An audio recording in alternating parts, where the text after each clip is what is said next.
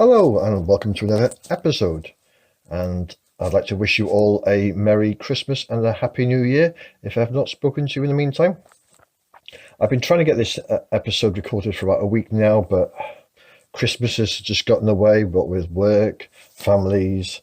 I had a small trip to hospital and it's just got behind, so I'm trying to catch up now, so here we go.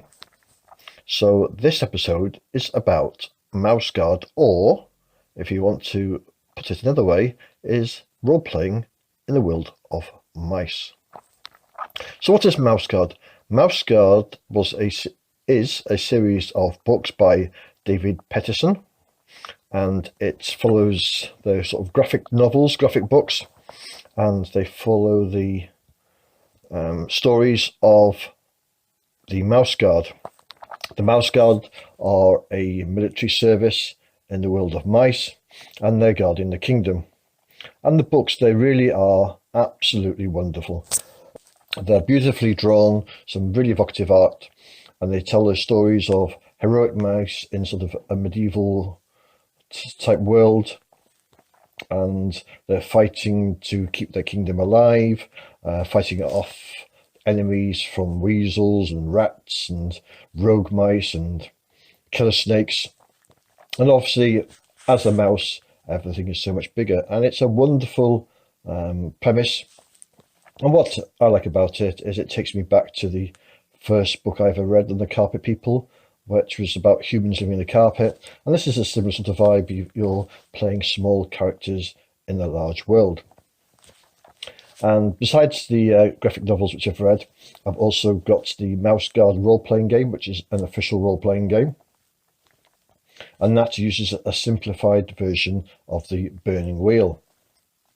Now, I've never managed to get this to the table. The rules are a lot simplified compared to the full Burning Wheel. They have simplified it, but still there is an awful lot to the rules to get your head round. So, unfortunately, I've never managed to get it to the table. But I have had my Mouse Guard sort of itch scratched in the past by playing the game Mice and Mystics. Mice and Mystics is a board game by Plaid Hat Games, and it's a cooperative storytelling adventure, and it's designed for up to 4 players.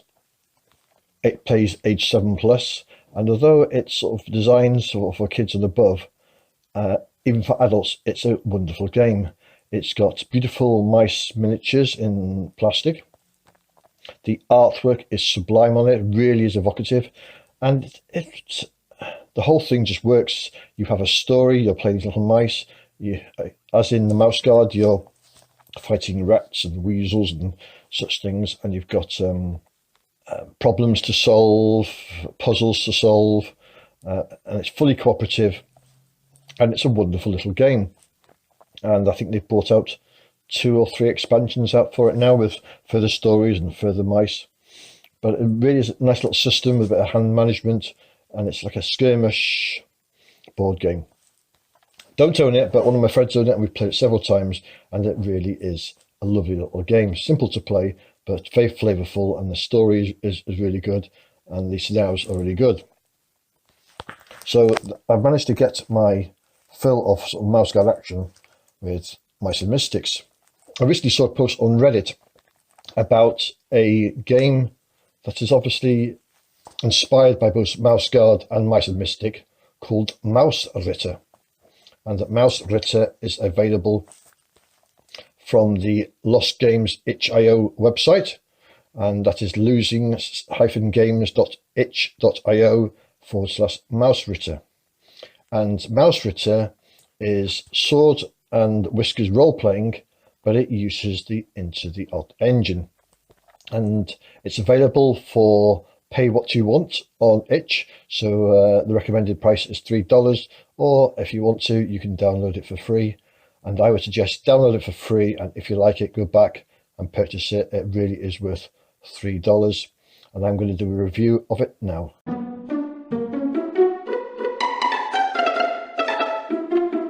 So MausRitter is a sword and whiskers role-playing game by Isaac Williams, and it's a 24-page PDF, which is available in 2 versions. It's a single page version, which is ideal for viewing on your phone or your tablet. And it comes in a 2-page spread version, which is both included when you make the purchase, which is a 2-page spread, page side by side. The PDF starts off with a list of gears and prices, and everything in the MausRitter kingdom is priced in pips. Pips is the coinage used, and you have your normal equipment lists, but obviously there's mouse-made tools and human-made tools. So your mouse-made tools might be like a drill or a crowbar or a net, and then your human-made tools are things like a large padlock and key and a mouse trap and things like that. And to make a mouse, it uses the into the odd rules. So you have 3 attributes: strength, dex and will, and you roll 3d6 in order for each of those stats, and you keep the 2 highest results, giving you a score for each attribute between 2 and 12. Each mouse gets 1 die 6 hit points and 1 die 6 pips.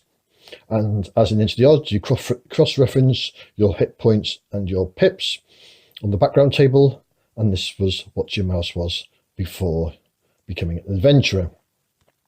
So, for example, if you've got 1 hit point and 1 pip, you are a test subject, and you get 2 items: a spell of magic missile and a lead coat, which is heavy armor. On the other end of the scale, you've got 6 hit points and 6 pips. You are a pauper noble mouse, and you have a felt hat and some perfume.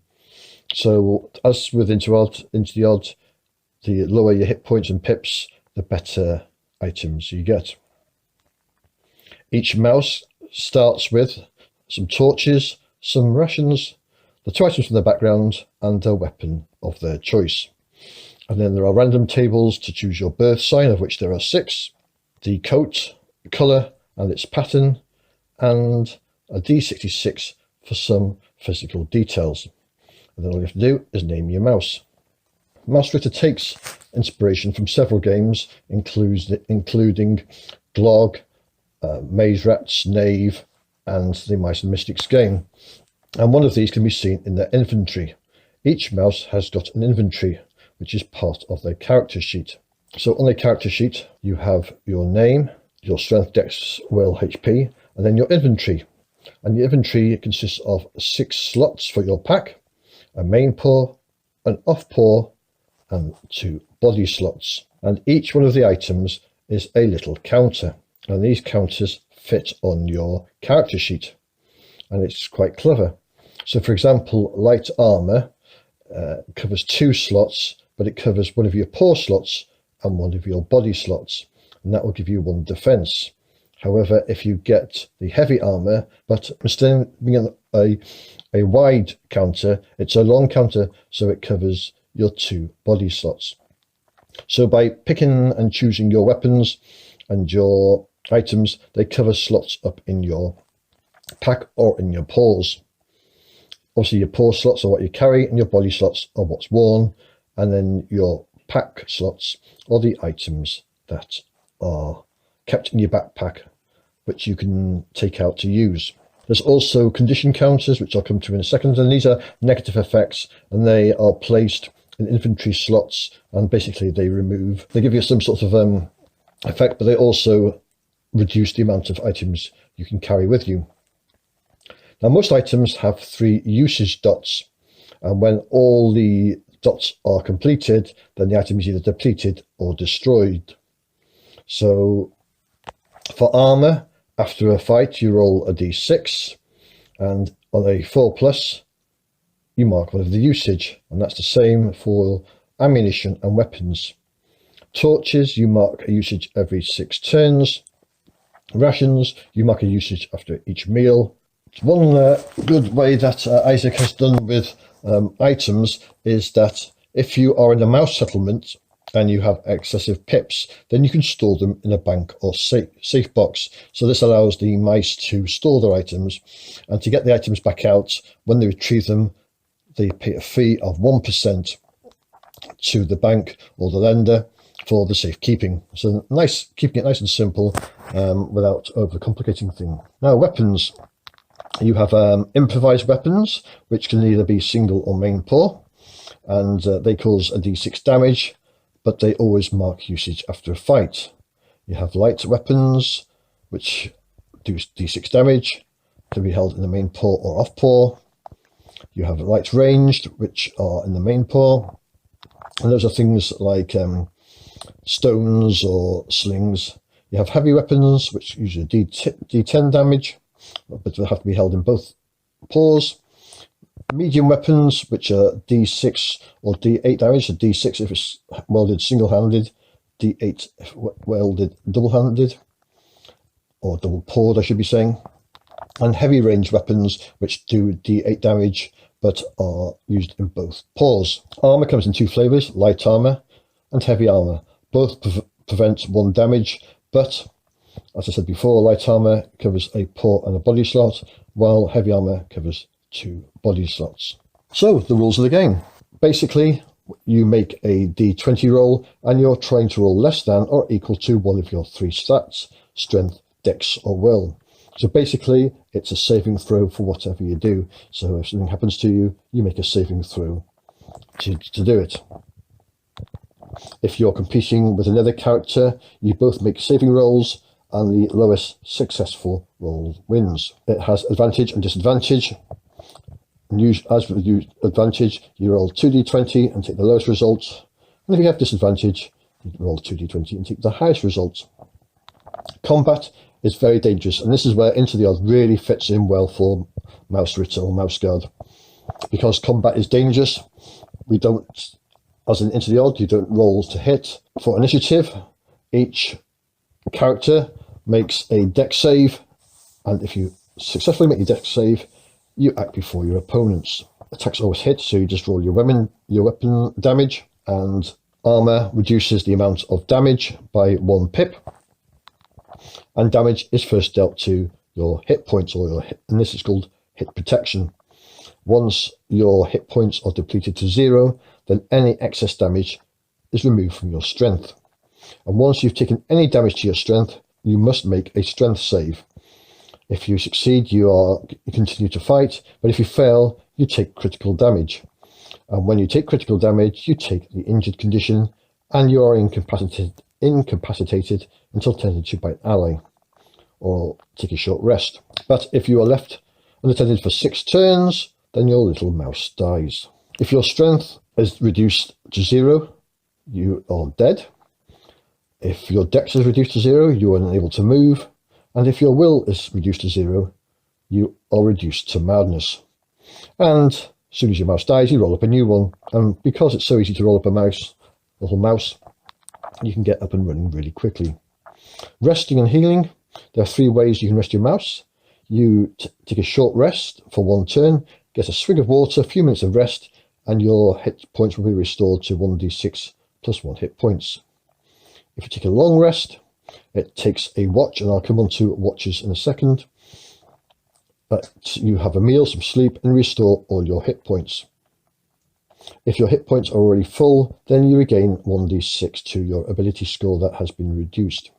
And a full rest takes a week, back in safety, and this fully restores all your abilities, removes any long-term conditions, but you have to pay pips towards your food and keep. So time in MausRitter is divided into rounds, turns, and watches. Round is the time scale used in combat, and each round is less than a minute. Turns are what you do if you're doing dungeon exploration or such like, and each turn is around 10 minutes, and it's enough time to explore a room, perform an action or 2. And a fight is usually lasts 1 turn. And finally, we have watches, and this is the time scale used in wilderness travel, and each watch is 36 turns, which is about 6 hours. There are 4 watches in a day, and you can usually travel 1 hex in a watch. Now, one of the extra PDFs you get from MausRitter is a turn tracker, and this is nicely divided up into watches. So you have a night watch, morning watch, afternoon watch, and evening watch, and each watch is divided into turns. So it's nice and simple for the GM to keep track of the time. It includes rules for overland travel and foraging, and advancement. Each mouse starts at level 1, and as you gain experience points by collecting treasure and bringing goods back from places of danger to your mouse settlement, you get XP.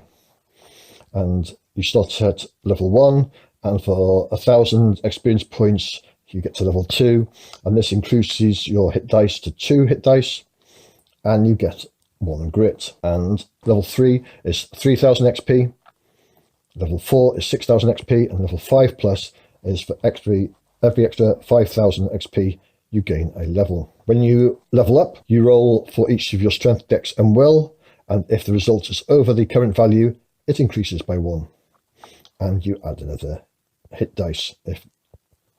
But hit dice maxes out at 4, so although your grit and your experience goes up, your hit dice maxes out at 4 dice, because let's face it, mice are little frail creatures.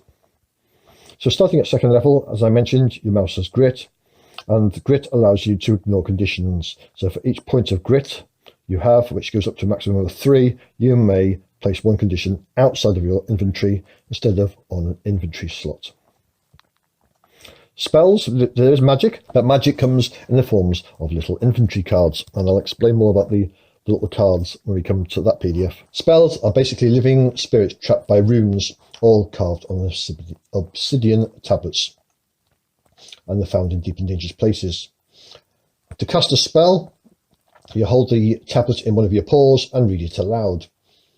And when you are casting a spell, you decide on how much power to cast it with, up to the number of usage dots on it. And as I said, they come with a maximum of 3 unused. So when you're first using it, you could use all 3 of your power to cast it. Then you roll a number of d6 equal to the power you've cast, so that's 1 to 3, and for each dice marked 4 plus, it costs you 1 usage. And the spells have an effect which varies depending on the number of dice you invested in it and the sum of the rolls on the dice. When your spell has been used and depleted, it cannot be cast until it has been recharged. There also has rules for miscasts in it, so whenever 1 or more of the d6 rolled when casting a spell, for each 6 rolled, the caster takes d6 damage and then makes a will save. And if the will save is failed, you take the mad condition. So spells can be more powerful, but there's a greater chance of them miscasting. There's 15 spells, and you can roll on a table to get them as loot. And let's give you an example of a spell. So each spell has the name, an effect, and how it recharges. So let's take something nice and simple like light. Light, its effect, it forces the number of dice you've invested in it, creatures, to make a will save or become stunned. Alternatively, you can create light as bright as a torch for the sum of the dice rolled number of turns. And then to recharge your light spell, you must catch in the first light of a sunrise and the last light of sunset for 3 days, and that will recharge the spell. So the spells are quite different, they're quite unique, and I love the way that you have to recharge them, because each one is a different way. So it's also got, what else have we got in MausRitter? We have got rules for hirings and recruiting help. When you're in a mouse settlement, you spend a day asking around for mice looking for work. You make a will save, or you pay 20 pips. There's also, what I also like is they've got rules for war bands. And as it says, a mouse is very small and many beasts cannot be defeated working alone. So when you work together, mice can form a war band. And a war band is 20 or more fighting mice plus 1 follower. And there's rules for battles, casualties, equipment. There's also rules for constructing premises and tunneling, and even in this there's nice flavour of the mouse world. And it says the right to build on land cannot be bought, it can only be given or taken and defended. Then we have the GM section, and there's rules on best practice, how to make the world seem huge, present the world honestly, how to telegraph danger, and rewarding bravery. It tells the GM when to ask for a save, and 3 save types, and what the consequence of failure is. It gives advice on how to run the world, exploration, overland travel, resting. There's a weather table there, depending on you roll 2d6, and depending on whether it's spring, summer, autumn or winter, gives the weather. There's encounters, reactions, and morale. And then we get onto the bestiary. Languages. Obviously, mice speak to similar mice, and same species can easily communicate. However, if they're from the same family, so rodents, they can communicate with some difficulty and difference of customs. So therefore, your mouse and rats can communicate, but it takes some difficulty and there might be some problems between them. If they're the same class, as in mammals, you must make a will save to see if communication is possible. So a mouse may be able to communicate with the weasel if they make a will save. Otherwise, if it's a different species, a different class, then they can't. So mice and snakes cannot communicate. Again, keeping it nice and simple. So we've got a list of creatures. There's cats, fairies, ghosts, mouse, owl, rat, snake, and spiders. And for each type of these, you get the hit points, their ability scores and strength, dex, and will, and their attack type. And then each one of these has a D6 list of the way they act. So for example, with cats, the cat lords of Balthasar, which love to eat the finest delicacies, or the Solomon plays cruel games with captives, or Zenobia, forming an army of conquest, wants to rule. So it gives the GM a way to play the species and what their motivations are. So really nice way for doing it. That's the rules, page 7 up to page 17. And from here on, there's a list of random tables and other things to help the GM. And any of you listeners out there that love your random tables, then you're going to love the next few sections. So there's a hex crawl toolbox, obviously taken from Goblin's Henchman ideas, with the flower have a 5x5 hex, and you can create your hex crawler with adventure sites and seed rumors.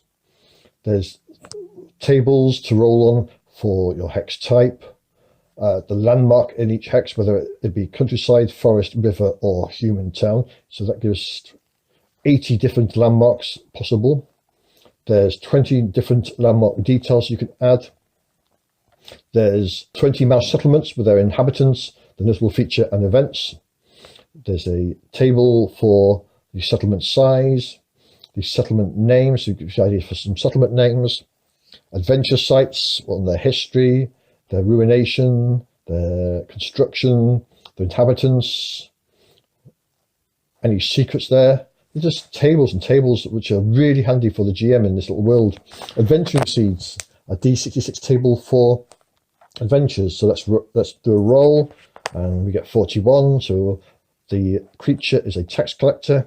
The problem is have lost a lot of pips, and complications, they're very drunk. So nice inspirations for adventures.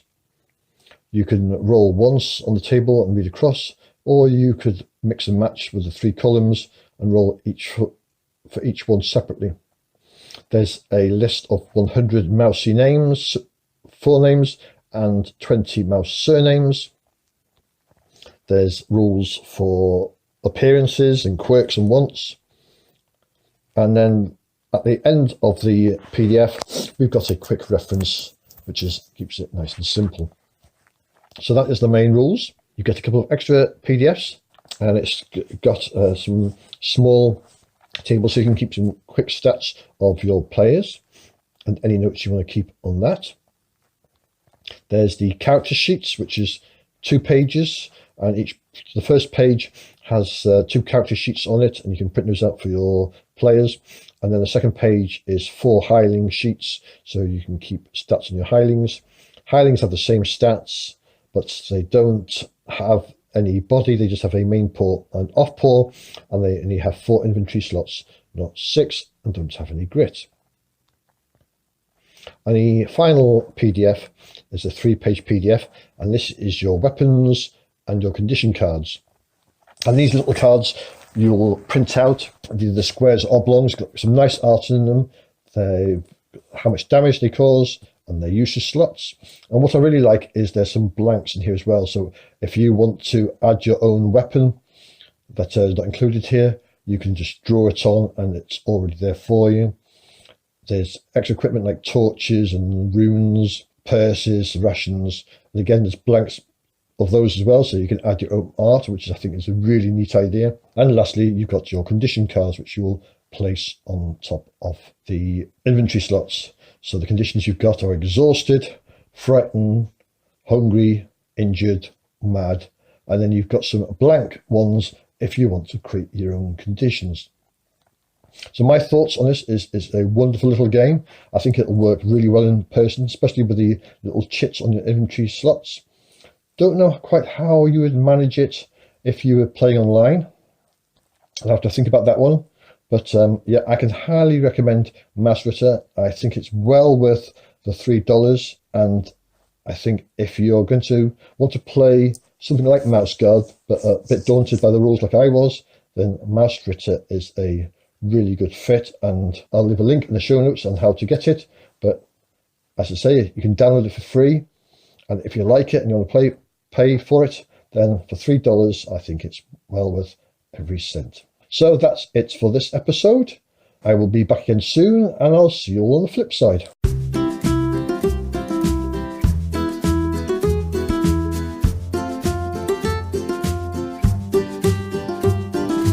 You have been listening to the Dragons Are Real podcast. My name is Pete Jones. You can find more information at my website at petejones.neocities.org or at my blog at dragonsarealpodcast.tumblr.com. The opening music was Fireflies and Stardust by Kevin MacLeod. The closing music, also by Kevin MacLeod, was Fretless